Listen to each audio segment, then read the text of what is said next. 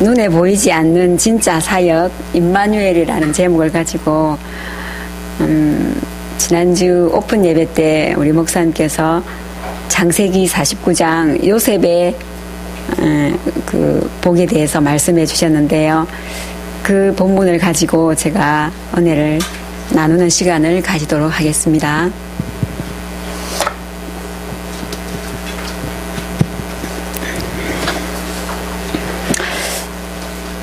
재작년 마더스데이 날에 저는 요셉이에게서 선물을 2개 받았습니다. 그것은 다름 아닌 돋보기였는데요. 제가 안경이 모자라서 이제는 돋보기를 끼게 되었답니다. 얼마나 제가 또 애지중지하게 잘 애용했는지 그만 다리가 부러져 버렸어요. 그랬더니 또 안 끼다가 안 끼니까 너무 글자가 또 안 보이더라고요. 근데 이번에는 성교가 저한테 또 2개를 사주었어요. 그래서 하나는 집에다 두고 하나는 이렇게 가지고 다니면서 제가 잘 보고 있습니다. 기도 수첩을 하거나 말씀을 보려면 작은 글씨가 잘 안 보이더라고요. 그래서 또 성경책을 좀 큰 글 성경으로 바꿨거든요. 그랬는데도 앞에 나오면 또 잘 안 보이더라고요. 예, 근데요, 제가 이 돋보기를 끼고 이렇게 말씀을 보면요, 얼마나 잘 보이는지 몰라요. 주름도 잘 보이고요, 또 먼지도 잘 보이고, 아무튼, 환하게 잘 보인다는 사실입니다. 여러분들도 경험하신 분들은 무슨 말인지 아시는 분은 아마 아실 거예요. 그러나 이 돋보기도 맹점이 있는 것이 가까운 곳은 보이는데 또 먼 데는 또 안 보여요. 근데 또요, 제가요, 이렇게 강단에서 이렇게 말씀 보고 있다가 딱 이렇게 보잖아요. 그럼 여러분들이 안 보여요. 그래서 저는요, 어떨 때는 또 좋더라고요. 그래서 에라 틀리든지 말든지 뭐, 하여튼 제가 간중의식을 좀 덜하고, 제가 또 볼 때가 있습니다. 그러나 이렇게 가까운 것도 보고 먼 것도 볼 수 있는 게 있어가지고 제가 소개하려고 이제 나왔습니다. 이 돋보기는요, 남녀노소, 또 어른 아이, 뭐 시력 좋은 사람, 안 좋은 사람, 누구에나 꼭 필요한 돋보기인데요. 그래서 제가 하나씩 이렇게 나눠드리려고 나왔는데요. 아마 또 가지고 계시는 분들도 있을 겁니다. 그러나 지 나이가 뭐 몇인데 나 앞에서 돋보기 타령을 하냐고 타박하시는 우리 권사님 계시죠? 나는 뭐 또 나이가 뭐 어리니까 돋보기 따위는 필요 없다고 생각하시는 우리 또 렘넌트들도 있을 것입니다. 그런데요, 시력과 상관없이 우리 모두에게 꼭 필요한 것이니 사양하지 마시고, 제가 또 특별히 아버지한테, 우리 안경점 아버지한테 부탁해갖고요, 제가 공짜로 나눠드리려고 이렇게 나왔습니다. 그것은 다름 아닌 바로 영적 돋보기라고 제가 소개를 해드리겠습니다. 이 영적 돋보기는요, 내 시력하고 상관없이 꼭 필요한 것이며, 또 이 돋보기를 끼면요, 가까운 곳도 먼 곳도 저 아프리카도 보이고요, 세미한 것도 보이고 하나님도 보이고요, 사단도 보이고, 하여튼 희한하게 다 보입니다. 그렇기 때문에 이것은 내가 사양하면 더 손해고요, 사양 안 하고 이렇게 받으시면 축복이 될 것입니다. 자, 그러면 돋보기 끼셨습니까? 예, 자, 출발해 보겠습니다.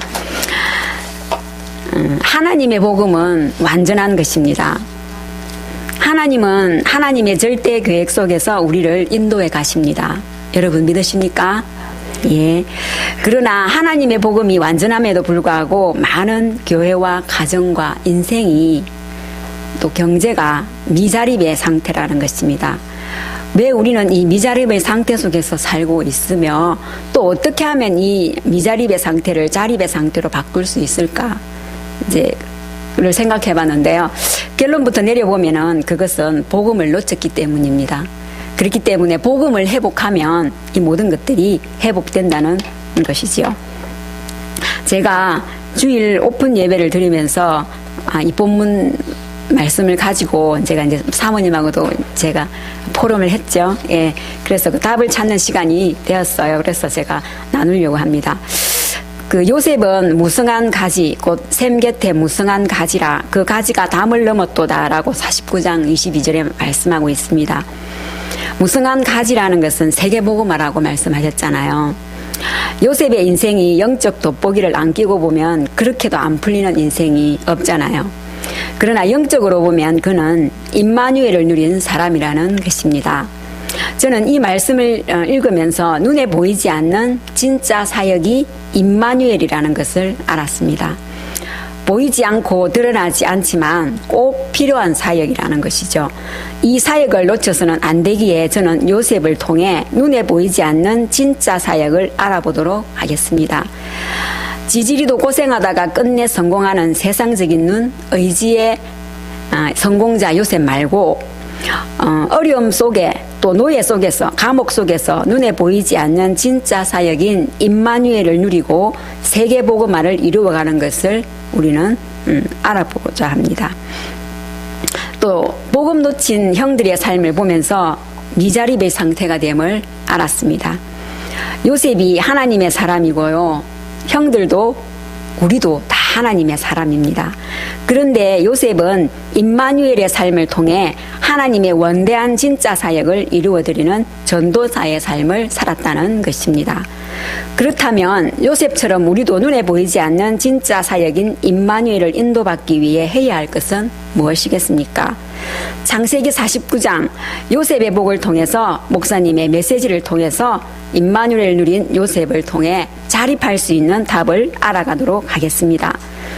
그 첫 번째가요. 요셉은 어릴 적부터 영적 돋보기를 선물 받는데요. 그가 받은 복은 하나님의 원대한 계획이 무엇인지를 먼저 알았다는 것입니다. 그것은 무성한 가지가 담장을 넘는 열방을 향한 복음이었는데요. 가지는 그냥 가지가 아니라 샘 곁에 무성한 가지라고 했습니다. 샘 곁에 있다는 것은 절대로 시들지 않고 풍성하고 무성한 열매를 축복받은 것이라고 목사님께서 말씀하셨습니다. 뿌리가 영원한 샘인 하나님 곁에 뿌리를 내렸다는 것으로 그렇게 되면 가뭄도 걱정이 없고 열매가 많아진다는 것을 말씀하셨습니다. 그 가지가 담장을 넘었다는 것은 예루살렘과 온 유대와 땅끝까지 영향을 주는 축복을 누리게 되는 것이라고 했습니다. 요셉을 통한 도전은 무성한 가지를 뻗기 전에 나무를 먼저 심는 것입니다. 나무를 심어야 잎을 내고 가지가 뻗고 열매가 달리지 않겠습니까? 우리는 나무는 심지 않고 무성한 가지만을 원할 때가 종종 있습니다. 나무를 심는 것, 그것은 바로 꿈을 심는 것인데요. 그것은 열방을 향한 꿈이었습니다. 열방을 향해 가려면 요셉이 열방을 향해 가려면 어찌되었든지 집을 나가야 하는데 그 방법이 노예로 팔리는 것이었습니다. 성경에는 여러 종류의 나무가 비유되어 있습니다. 여러분들도 잘 아는 겨자씨 아시죠? 예, 겨자씨는 그렇게 눈에 안 보일 만큼 작지만 그 겨자씨의 꿈은 자신이 그 새가 드나드는 큰 나무가 되리라는 비전을 가지고 있었습니다. 또 거룩한 씨, 거루터기도 있는데요. 밤나무, 상수리나무가 배임을 당하여도 남겨진 거루터기가 이 땅에 거룩한 씨가 되는 것입니다. 이 모두는 열방을 향한 비전을 가진 나무들이라는 것입니다. 우리 안에도 작지만 그런 나무를 심어야 하고 또 배임을 당한 곳에 드러나 있는 거루터기를 키워야 한다는 것인데요. 그럼 이 나무를 우리가 어디다 심어야 되겠습니까? 시냇가에 심어야 한다는 말씀을 하셨습니다. 샘의 근원인 그리스도께 뿌리를 깊이 내리도록 해야 한다는 것인데요. 세찬 비바람에도 끄떡없는 임마누엘을 누리는 유일한 길은 그리스도 복음입니다. 그리스도께 뿌리가 바뀌고 터가 굳어지면 무성한 가지를 낼 수 있다는 것입니다. 여러분 자립하고 싶지 않으세요? 자립하고 싶죠? 예. 자립할 수 있는 유일한 방법인 그리스도께 심기어지는 인생 가정이 되시면 되겠습니다. 우리의 인생, 교회, 가정의 미자립 상태를 자립으로 끌어올리는 유일한 방법이 샘의 근원인 그리스도께 깊이 심기어지고 뿌리를 내리면 열방까지 책임질 수 있는 자립의 세계로 들어갈 수 있다는 것을 요셉을 통해서 보았습니다. 제가 여기서 간증을 하나 할게요. 제가 초대교회에 이제 그때 막 처음 이제 와가지고요. 이제 이렇게 예배를 드리는 중에 그때는 이제 민 목사님 사모님 여기서 이제 기도를 하셨잖아요. 그래서 저희가 이제 예배를 저기 주방 쪽에서 예배를 드렸는데요. 그때 이제 아마 금요일이었던 것 같아요. 제가 냉장고 앞에 앉아서 이렇게 기도하는데요. 참 우리가 이제 제가 이렇게 큰 교회만 다녔지 이렇게 작은 교회가 처음이라서 하나님께서 왜 저를 이 교회로 인도하셨나 참 기도하고 있었는데 그때 이제 제가 기도하는 중에 큰 등대가요 불을 이렇게 쫙 비추더라고요. 이렇게 쫙 비추는데 그늘지고 이렇게 나뭇잎이 있고 그늘진 곳에는 그 빛이 가지를 않더라고요. 근데 갑자기 거기서 이제 이렇게 조그만한 그 불빛이 하나 나왔는데 이렇게 우리 어릴 때 그 불조심되어 있는 그 등장 아시나요? 예, 그런 불빛이 이렇게 벌그레한 빛이 이렇게 있었어요. 근데 그게 이렇게 쫙 비치니까요, 그늘지고 나뭇잎이 진 그 곳에요 환하게 밝아지더라고요. 그러면서 제가 이렇게 심지를 이렇게 뒤어봤거든요. 뒤져보니까, 아니, 그게요, 그 심지가요, 굵더라고요. 이렇게 동아줄이 이렇게 감겨 있는 것처럼 이렇게 이렇게 막 엉켜 있는 게요. 되게 굵은데요. 그게요, 그 흥건하게 고여 있는 그 기름이요. 아주 흥건하게 많은 거예요. 그래서, 우리 초대교회가 작지만, 우리가요, 예수님에게 이렇게 딱 이렇게 접해 있는 그런 모습을 제가 이렇게 잠깐 이렇게 보여주시더라고요. 그래서, 그렇구나. 하나님은 큰 교회도 세우시지만, 이렇게 작은 교회는 큰 교회가 보지 못하고 비추지 못하고 그렇게 그늘지고 나뭇잎 지는 그런 곳에는 이렇게 작은 불꽃들이 이렇게 교회가 있어야 되겠구나. 그래서 큰 교회는 큰 교회대로의 역할을 감당하고 작은 교회는 작은 교회대로의 역할을 감당하는데요. 다 이 두 교회는 불을 비추는 그런 사명을 감당하고 있더라는 거죠. 그래서 우리 초대교회가 예사교회가 아니구나. 참 내가 교회 인도를 잘 받았구나. 그렇게 제가 생각했던 적이 있습니다. 어떻습니까? 좋죠, 우리 교회. 예. 자, 그러면 샘 곁에 나무가 무성한 가지를 내고 자기뿐 아니라 남에게까지 영향을 주는 무성한 나무가 됨을 알았다면 우리도 그리스도께 심기어진 나무 되기를 소망해야 할 것입니다. 자, 두 번째, 하나님과 소통하는 임마누엘의 비밀을 누리는 방법은 자신이 주어진 현장에서 복음 운동하는 것이라고 목사님께서 말씀하셨습니다. 나무가 자라려면 추운 겨울을 지나고 더운 여름을 만나고 또 세찬 바람과 폭풍으로 가지가 잘리고 온갖 어려움을 겪는다는 것입니다. 그럴 때 뿌리가 깊이 내려져 있으면 그 나무는 반드시 큰 나무로 자랄 것입니다. 요셉의 삶이 그랬습니다. 23절을 보면요, 할 쏘는 자가 자기를 확대하며 그를 쏘며 군박하였으나 라고 했습니다. 이 구절 속에는 요셉의 인생이 고스란히 들어있는데요, 그 어려움 속에서도 요셉의 도전은 임마누엘이라는 영적 에너지로 도리 하나님의 계획을 이루어 나가는 것을 볼 수 있었습니다. 여기서 요셉을 통해 도전받는 것은 임마누엘을 통해 학대와 군박 속에서 자신에게 주어진 답을 찾고 하나님의 절대 계획을 찾아가는 것이었습니다. 이렇게 영적인 눈으로 볼 때 요셉의 형들이나 보디발의 아내는 요셉을 임마누엘을 누리도록 하는 축복의 통로라는 것이라고 목사님께서 말씀하셨습니다. 자, 임마누엘을 누리는 삶은 그가 있는 그 현장에서 절대적 복음 운동하는 것이라고 말씀하셨고요. 자, 우리 모두는 하나님의 특별 계획으로 역사적 사명을 띠고 이 땅에 태어난 영적 존재들임을 믿으십니까? 네, 우리는 사명자입니다. 영적 존재들은요, 영적인 눈, 영적인 안경을 가지게 되는데요. 이 눈이 지난주 금요일 날 나타난 사단이라는 존재가 도둑질을 해가 버리고요. 또 있어도 낡고 또 부러지고 또 그가요, 안경을 이렇게 막 해치를 해버려요. 그래서 희미하게가 잘 안 보이고 그렇습니다. 그래서 우리는 지금 그런 장애를 가지고 있는 상태가 되었다면은 복음으로 돌아가서 고침을 받아야 한다고 생각합니다. 자, 그렇다면 임마누엘이라는 뜻이 무슨 뜻입니까?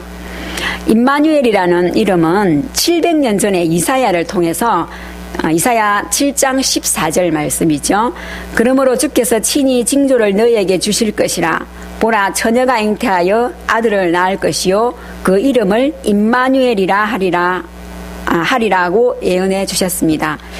마태복음 1장 23절에 보면요, 보라, 처녀가 잉태하여 아들을 낳을 것이요 그 이름은 임마누엘이라 하리라 하셨으니 이를 번역한즉 하나님이 우리와 함께 계시다 함이라.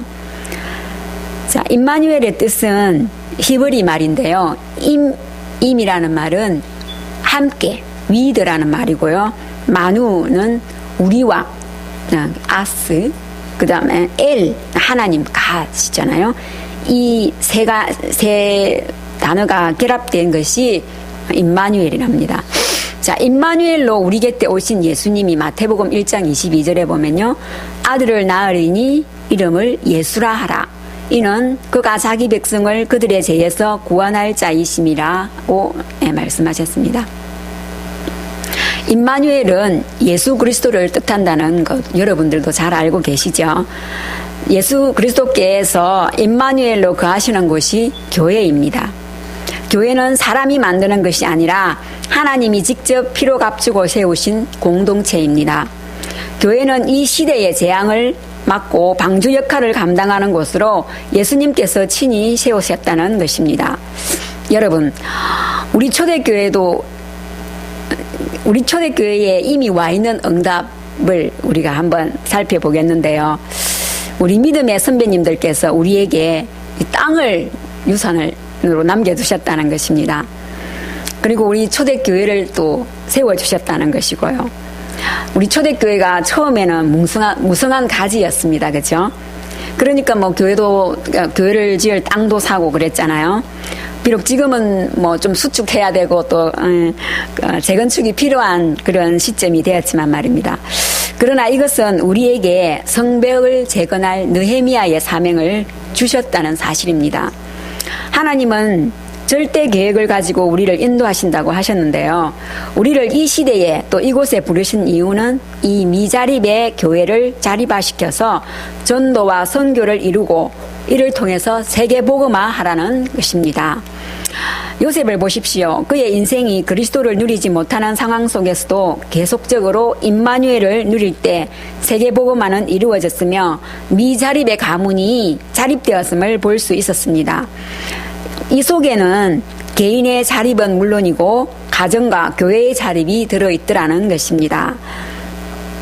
우리 교회에서 세계복음화하는 것은 RUTC 사명을 감당하는 것입니다.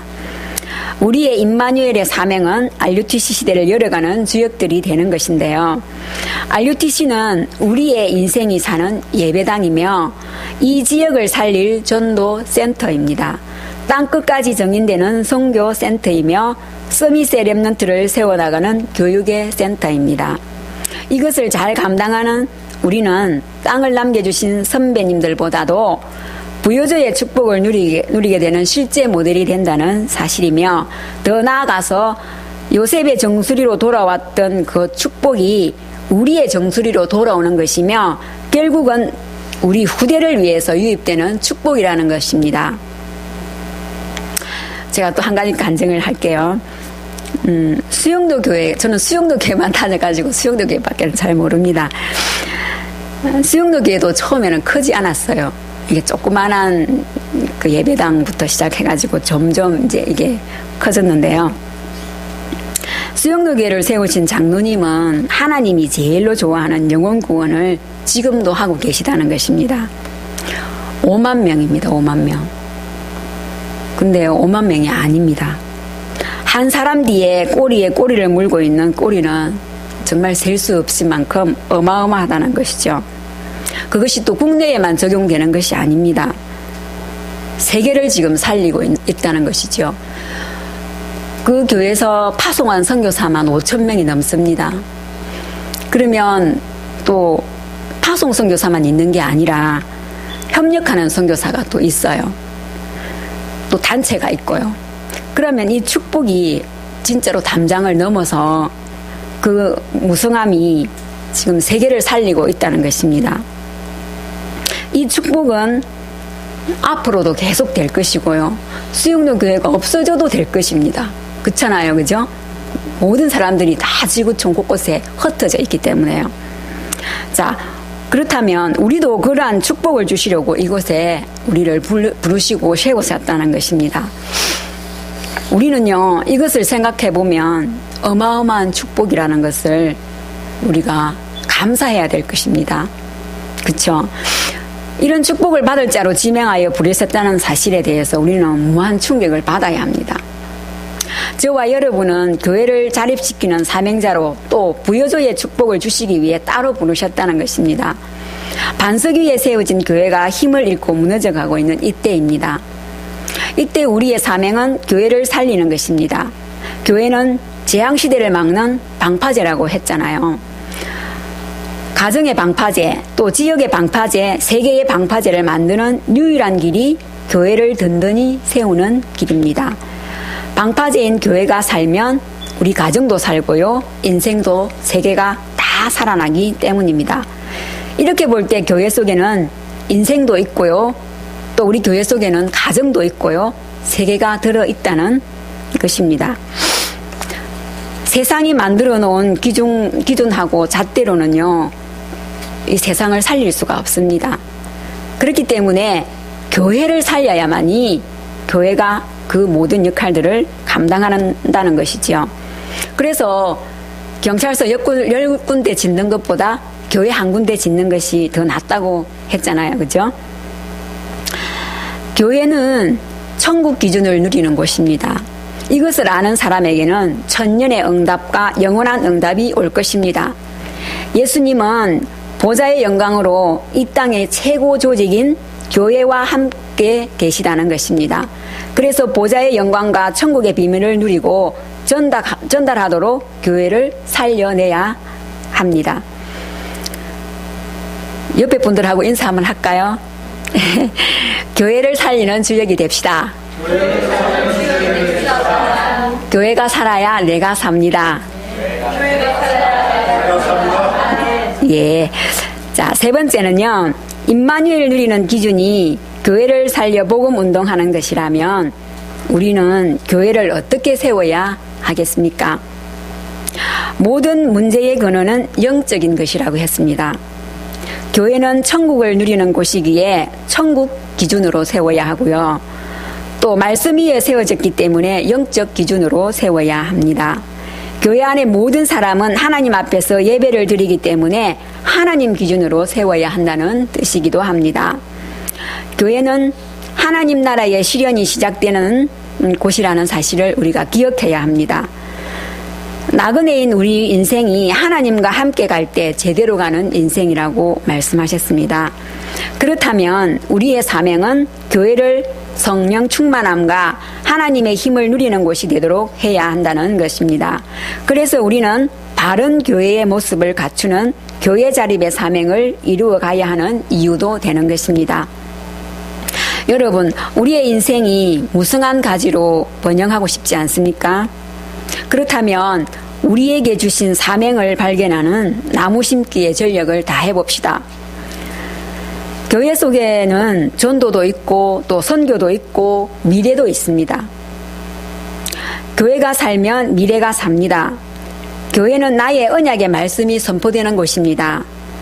이스라엘 민족이 복음을 놓치고 전도와 선교를 몰랐을 때 노예되고 또 포로되고 속국되었음을 우리는 잘 알고 있습니다.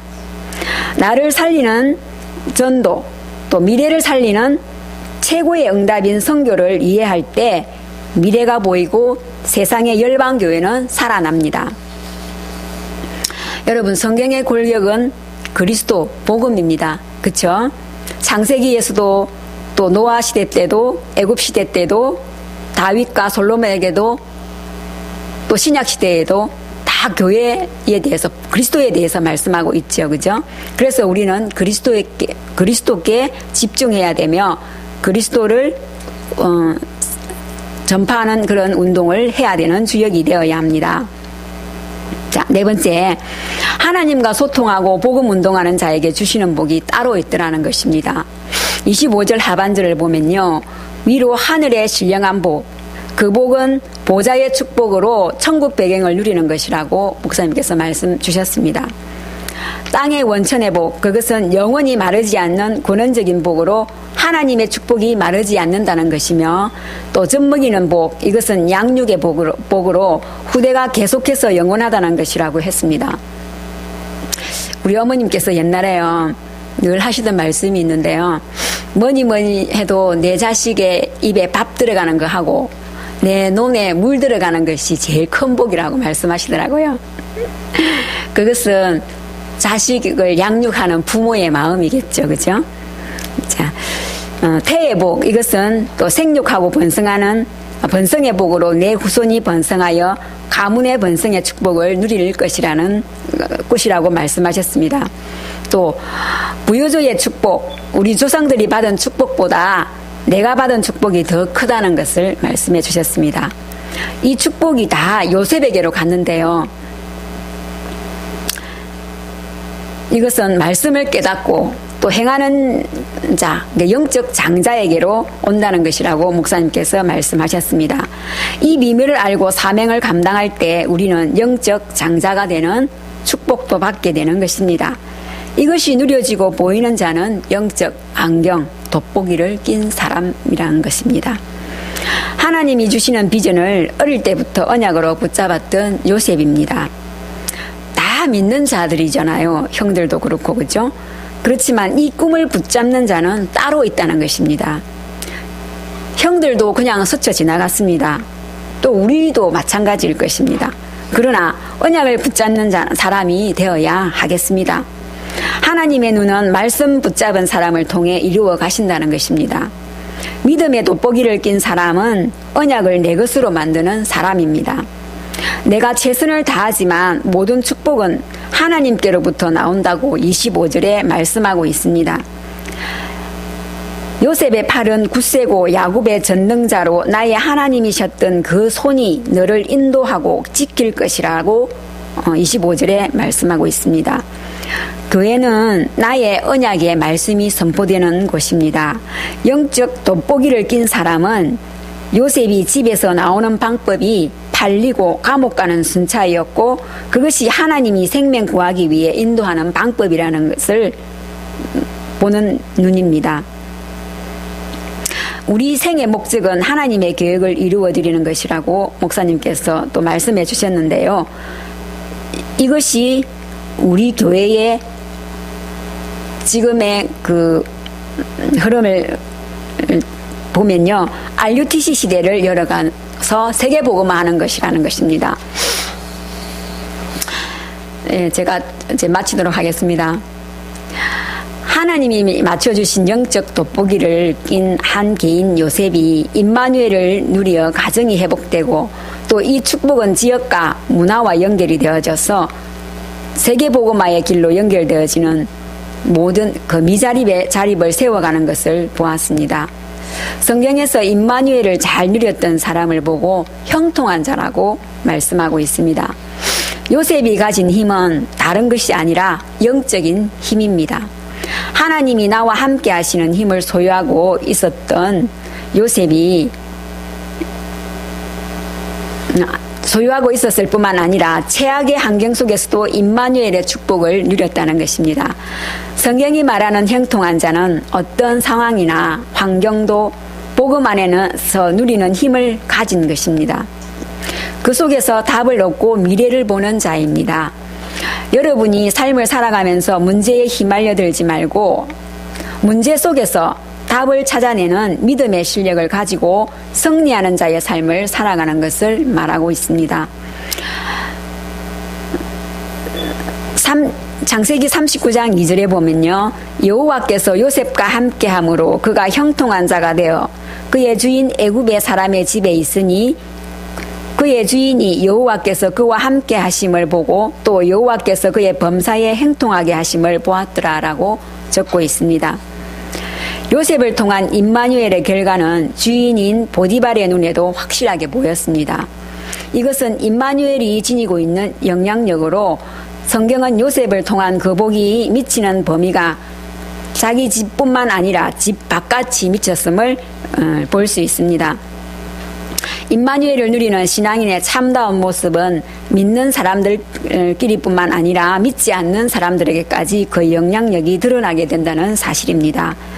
불신자 보디발은 요셉을 통하여 하나님의 거룩한 영향력과 복을 받은 인물이며 또 임마누엘의 영향력은 요셉을 보디발의 집을 총무하게 하였고 또 애굽 전역을 총괄하는 총리 자리에 오르게 하였으며 또 애굽은 물론이고 이웃 모든 나라에까지 기근의 고통에서 열방을 구하게 하였습니다. 임마누엘의 결실은 요셉 자신에게뿐만 국한된 것이 아니고 담장을 넘어 전 세계를 품는 샘 곁에 무성한 가지가 되었습니다. 예, 은혜가 되었습니까? 네. 기도하겠습니다. RUTC를 통해서 예배는 물론이고 전도와 선교, 후대를 세우는 것은 결국은 목사님께서 우리에게 그토록 말씀하셨던 나를 위해 방주를 짓는 일이 되는 것이고 또 요셉을 통해 본 정수리로 돌아온 축복이라는 것입니다. 오늘 하나님이 주신 임마누엘을 나의 개인과 교회, 가정과 학업에 적용해 봅시다. 말씀의 흐름 속에서 나를 발견하고 내가 길러내야 할 교회의 본분을 무엇인지 찾아서 기도로 도전해보는 시간을 갖도록 하겠습니다. 기도하겠습니다.